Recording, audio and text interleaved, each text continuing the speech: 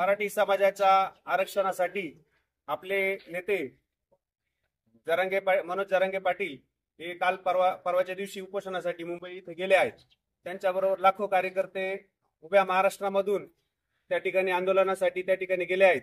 तर त्यांची त्या ठिकाणी गैरसोय होऊ नये, त्यांच्या जेवणा खावण्याची व्यवस्था त्या ठिकाणी व्हावी म्हणून आमच्या करंजगाव परिवाराच्या वतीनं त्या ठिकाणून आम्ही काही आमच्या परीने काही पाणी बॉटल आणि त्या ठिकाणी काही अन्नसाठा, त्या ठिकाणी चपात्या, चटणी, भाकर त्या आपल्या मराठी बांधवांसाठी त्या ठिकाणी पाठवत आहोत।